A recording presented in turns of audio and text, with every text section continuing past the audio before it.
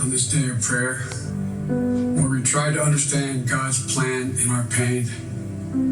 To George's family and friends, Jill and I know the deep hole in your hearts when you bury a piece of your soul deep in this earth. As I've said to you privately, we know you will never feel the same again. For most people, the numbness you feel now will slowly turn day after day, season after season into purpose through the memory of the one they lost. But for you, that day has come before you can fully grieve. And unlike most, you must grieve in public. And it's a burden. A burden that is now your purpose to change the world for the better. In the name of George Floyd.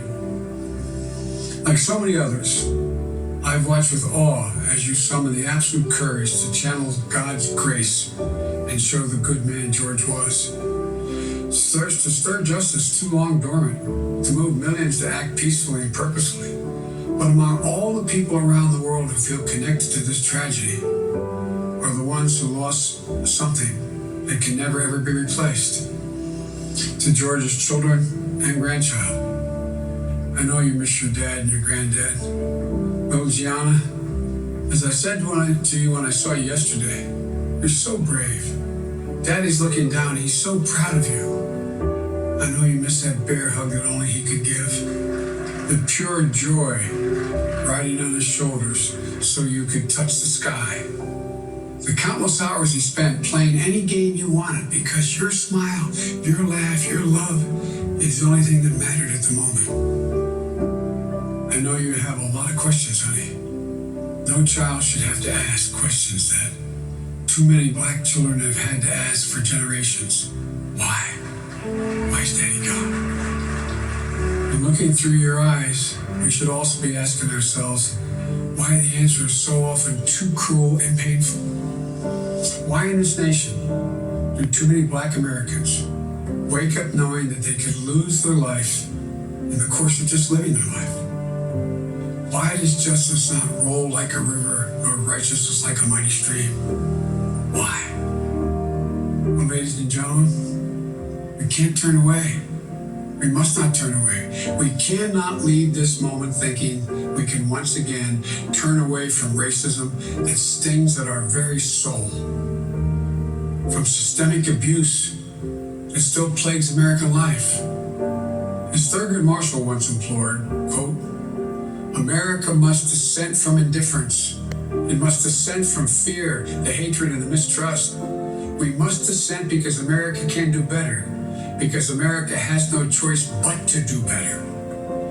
I grew up with Catholic social doctrine, which taught me that faith without works is dead, and you will know us by what we do. Ladies and gentlemen, we've got to deal with the denial of the promise of this nation to so many people for so long. It's about who we are, what we believe, and maybe most importantly, who we want to be. To ensure that all men and women are not only created equal, but are treated equally. We can heal this nation's wounds and remember its pain, not callous the heart and forget. I know Reverend Sharpton is there in Houston with you today. Rev, I watched you speak from Ecclesiastes last week in Minnesota, chapter 3, verse 1. To everything there is a time and a purpose and a season under the heavens. Well, today, now is the time, the purpose, the season to listen and heal. Now is the time for racial justice. That's the answer we must give to our children when they ask why. Because when there is justice for George Floyd, we will truly be on our way to racial justice in America. And then, as you said, Gianna, your daddy will have changed the world. May God be with you, George Floyd, and your family. And the words of a hymn from my church based on the 91st Psalm. May he raise you up on eagle's wings, bear you on the breath of dawn, and make you to shine like the sun, and hold you in the palm of his hand.